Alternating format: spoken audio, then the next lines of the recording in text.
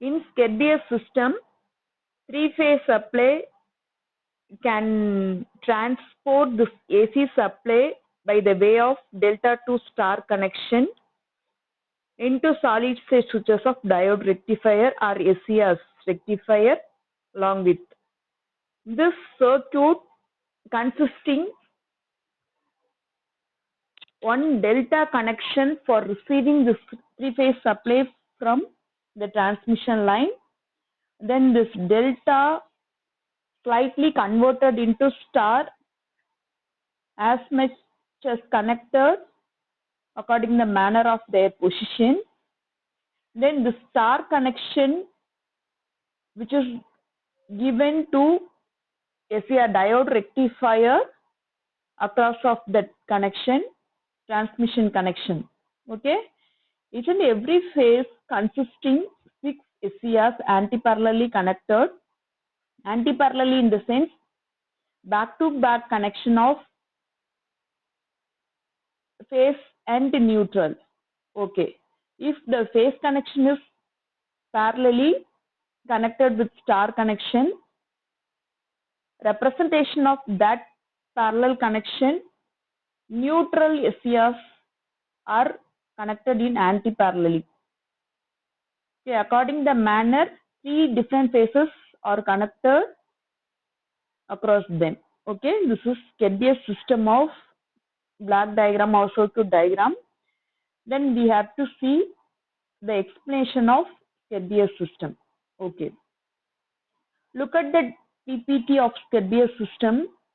In first phase having 2 phases, phase neutral.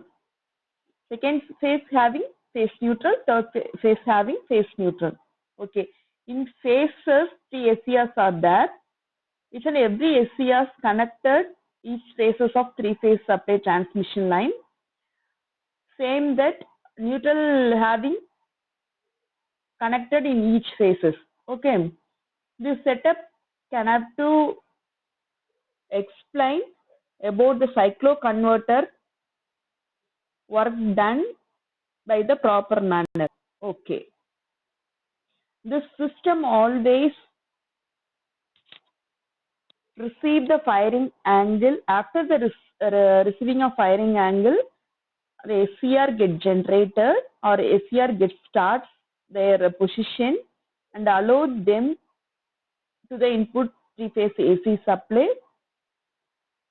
Finally, it will get to produce. Okay. When the firing angle energized to the SCR will trigger and gets operated. Okay. This is the way to activate that SCR. Otherwise, this is the way to on that SCR. When the SCR gets on, the input AC supply will allow through this is power. Okay, then this power will attain their position into without any loss of output. Okay, this is SCADA. In that SCADA system, we must follow that speed control of induction motor while using variable frequencies. Okay, the frequencies may be varied throughout the entire operation. That time we keep up that frequency ranges at the moment of entire operation. Okay, frequency always depends that power of specific operation and the natural speed of a specific speed of that induction motor. Okay, frequency which have to equal the power and the natural frequency or natural speed of that particular induction motor drive. Okay, if frequency varies, saturation problems will occur. Okay, so most probably the frequency is uniformly with beginning of that operation to end of that operation. This is most preferable or most important one thing. Okay, if frequency varies, saturation problem will occur. That saturation problem making them to harmonics occur. Okay, to avoid this, V by F has to maintain a constant value. When voltage is maintained constant, the frequency variations is maintained constant. To avoid this impedance drop at low frequency compensation is necessary. If the technical issues maintain low frequency, the impedance drop is placed on that technical issues. So we must avoid impedance drop.